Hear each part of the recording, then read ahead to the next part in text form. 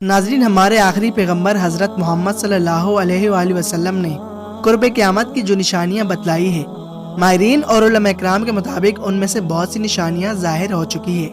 اس بات میں کوئی شک نہیں کہ قیامت بہت قریب آ چکی ہے۔ حضرت محمد صلی اللہ علیہ وآلہ وسلم نے قیامت کی نشانیوں میں سے ایک نشانی یہ بھی بتائی تھی کہ دنیا ایک دوسرے کے بہت قریب آ جائے گی اور وقت میں بھی برکت ختم ہو جائے گی۔ سال مہینوں کے برابر، مہینے ہفتوں کے برابر اور دن گھنٹوں کے برابر محسوس ہونے لگیں گے۔ انٹرنیٹ کے ایجاد نے لوگوں کو ایک دوسرے کے بہت قریب تو کر لیا، مگر محبت ایک دوسرے میں ختم کر دی ہے۔ قیامت کی بڑی نشانیوں میں سے ایک نشانی دجال کا نزول بھی ہے۔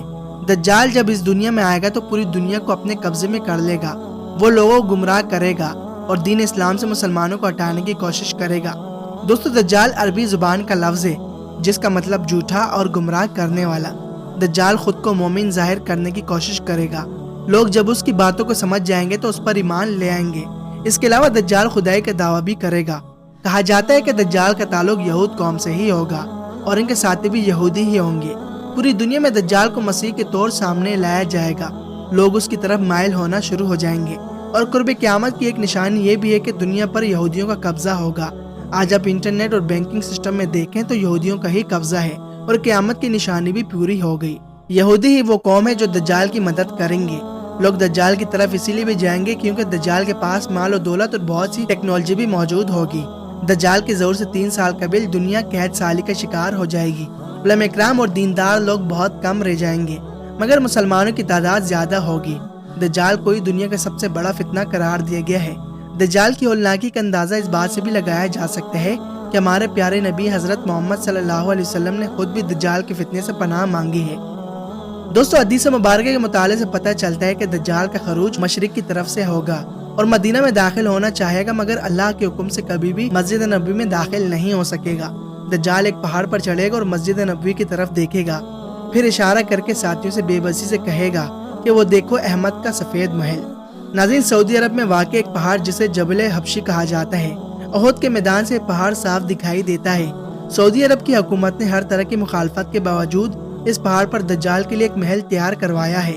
اس محل کی تعمیر کو رکوانے کے لیے علماء اکرام نے بہت کوششیں کی، مگر سعودی حکومت نے بغیر کسی دباؤ کے یہ محل تعمیر کروایا۔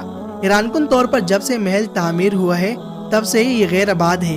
جدید ٹیکنالوجی اور سہولیات سے آراستہ ہونے کے باوجود یہ محل ویران ہے۔ اس محل کی طرف جانے کا بھی صرف ایک ہی راستہ موجود ہے۔ اس محل کی تعمیر کچھ اس طرح سے کی گئی ہے کہ رات میں بھی دن کی طرح روشن دکھائی دیتا ہے۔ یہاں کے مقامی لوگ دجال کا محل کہہ کر مخاطب کرتے ہیں۔ نبی پاک صلی اللہ علیہ وآلہ وسلم کے حدیث کے مطابق جبل حبشی ہی وہ مقام ہے جس سے دجال مدینہ منورہ پر حملہ کرنے کی منصوبہ بندی کرے گا۔ یہ بات قابل غور ہے کہ دجال اور اس کے ساتھی مدینہ منورہ پر ہی کیوں قبضہ کرنا چاہتے ہیں اور مکہ کی طرف ان کا دھیان کیوں نہ جائے گا۔ ماہرین کے مطابق یہودیوں کا کہنا ہے کہ مدینہ منورہ وہ جگہ ہے جہاں پر پہلے یہودی آباد تھے۔ اسلام کے ظہور کے بعد یہ جگہ ان سے چھین لی گئی تھی، اسی لیے اب اس جگہ کو واپس حاصل کر کے اس پر اپنی آبادی قائم کرنا چاہتے ہیں۔ جبل حبشی کوئی مدینہ کا حصہ تصور کیا جاتا ہے، تاہم علماء اکرام کے مطابق جبل حبشی مدینہ کا حصہ نہیں ہے کیونکہ دجال مدینہ منورہ کی پاک سرزمین پر داخل نہیں ہو سکتا۔ روایات کے مطابق دجال جبل حبشی سے مدینہ کی طرف روانہ ہوگا۔ مدینہ کی طرف جانے والے 7 راستے ہیں۔ وہ ہر راستے سے مدینہ منورہ میں داخل ہونے کی بھرپور کوشش کرے گا، لیکن ہر بار ناکام رہے گا۔ نبی پاک صلی اللہ علیہ وسلم کے فرمان کے مطابق ہر راستے پر اللہ کے حکم سے فرشتے مقرر ہوں گے جو اسے مدینہ میں داخل ہونے سے روک دیں گے۔ اس ناکامی کے بعد دجال وہاں سے بھاگ جائے گا اور مدینہ منورہ کی مغربی سرزمین پر اپنا خیمہ جما لے گا۔ مغربی سرزمین پر دجال کے قیام کے بعد مدینہ منورہ کی سرزمین پر 3 بار زلزلہ آئے گا۔ منافق اور مشرکین اس زمین سے ہمیشہ کے لیے بھاگ جائیں گے، صرف اور صرف اہل ایمان اور علماء اکرام ہی رہ جائیں گے۔ اس کے بعد دجال ملک شام کی طرف سفر کرے گا۔ اس دوران حضرت عیسیٰ علیہ السلام کا ظہور بھی ہو چکا ہوگا۔ ملک شام میں امام مہدی دجال کا انتظار کر رہے ہوں گے۔ حضرت عیسیٰ علیہ السلام اس کا پیچھا کرتے ہوئے ملک شام میں داخل ہو جائیں گے اور باب لد پر فیصلہ کن معرکہ ہوگا، اور اسی باب لد پر حضرت عیسیٰ علیہ السلام دجال کو جہنم واصل کر دیں گے۔ دوستو، اس کے علاوہ دجال کا ساتھ دینے والے یہودیوں کے بارے میں لوگ تو جانتے تھے، مگر آل سعود کے بارے میں کوئی نہیں جانتا تھا کہ دجال کا ساتھ دینے کے لیے لوگ اس حد تک بھی چلے جائیں گے۔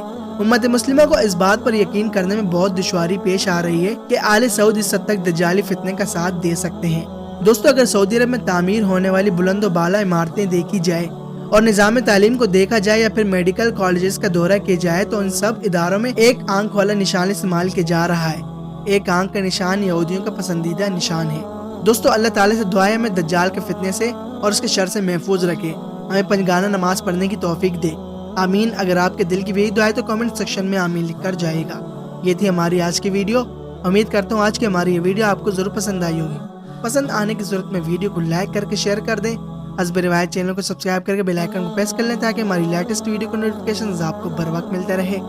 ملتے ہیں اگلی ایک انفارمیٹیو ویڈیوز میں، دیجیے میں اجازت، تب تک کے لیے اللہ حافظ۔